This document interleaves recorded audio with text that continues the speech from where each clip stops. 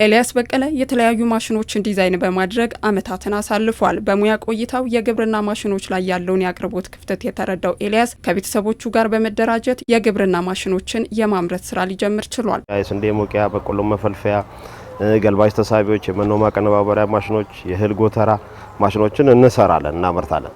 በተጨማሪ ደግሞ የኮንስትራክሽን ማሽነሪዎችም እናመርታለን። ተመሳሳይ ለምሳሌ የብሎኬት ማሽኖች፣ ኮንክሪት ፓይፕ ሞልዶች፣ የተለያዩ ከስተመሩ በሚፈልገው መልኩ ማንኛውንም ማሽን ማምረት ጀምረናል። አሁን ላይ በወር 12 የሚደርሱ ማሽኖችን የማምረት አቅም ላይ ደርሰናል። አሁን ላይ በአመት እስከ 140 የሚሆኑ ማሽኖችን የማምረት አቅም ላይ ደርሰናል። ምርቶቹ ዘመኑ በሚፈልጋቸው ቴክኖሎጂዎች በመታገዝ ይመረታሉ። ተጠቃሚዎችም የምርቶቹን መለዋወጫ እቃዎችን በቀላሉ እንዲያገኙ የሚያስችል ነው። እንደ ሌዝ፣ ቶርኖ ማሽኖችን የተለያዩ ማሽኖችን አስገብተን ጥራታቸውን ለመጠበቅ ሞክራል።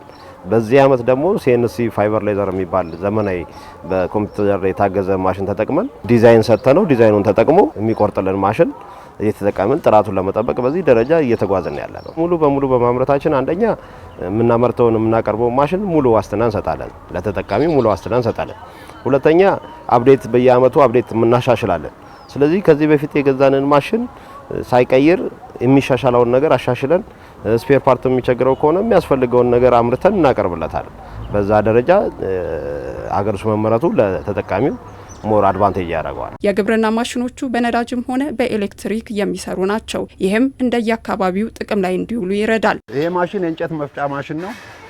የሚፈጨው እንጨቶች ደግሞ እነዚህ ውድቅዳቂ ከየእንጨት ቤቶች ምናምን ተፈላልገው ነው የሚገጣጠሙት። ከዛ በኋላ ወደ ከሰል ነው የሚቀየረው። በዚህ በኩል ሆፐር አለው፣ እዚህ ጋር መክተቻ ነገር አለው። በዚህ በኩል እንጨቱ ይገባል። በዚህ በኩል ደግሞ ንፋስ አለ። ንፋሱ ሳክ እያደረገው ወደ ማጠራቀሚያ ጎተራ ይወስደዋል። በሰዓት አሁን 20 ኩንታል ድረስ እንጨት መፍጨት ይችላል። 3 ፌዝ ሞተር ነው። 3 ፌዝ ኤሌክትሪክ ይገጠመለታል። ከዛ ከተገጠመለት በኋላ ይሄ ፓወር ኦን ሲደረግ ሲሽከረከር ይህንን ማሽን ያሽከረክረዋል። ከዛ በኋላ ምርቱን ማምረት ብቻ ነው የሚፈልገው። የስንዴ ገብስ ምናምን አጠቃላይ በአንድ የሚሰራ ማሽን ነው ይሄኛው። ማጉረሻውን በዚህኛው ማጉረሻውን ነው በዚህ እንሰጠዋለን። ሞተር በዛኛው በኩል ይገጠማል። ችንጋ አንድ ላይ ሶስቱንም አንድ ላይ እንትን ይላል። ሞተር ሲነሳ አንድ ላይ እንትን ይላል፣ ይንቀሳቀሳል።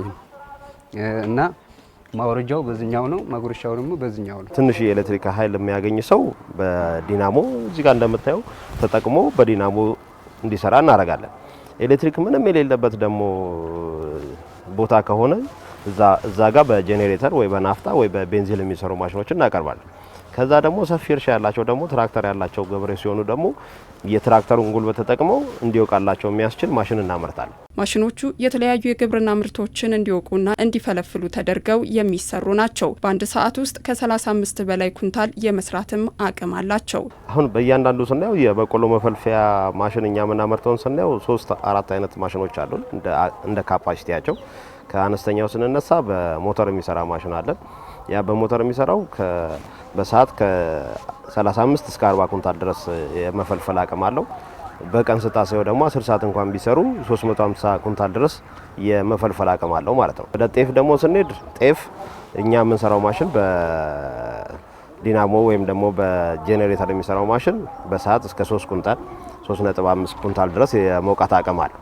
በርካቶች የስራ እድል ተፈጥሮላቸው ማሽኖችን የማምረት ስራ ይሰራሉ። ታዲዮስ ኃይሉም አንዱ ነው። ማሽነሪዎች መገጣጠም ምናምን ነው እየሰራን ያለ ነው። ከዚህ በፊት ኖርማል ብየዳ ነበር የምሰራው።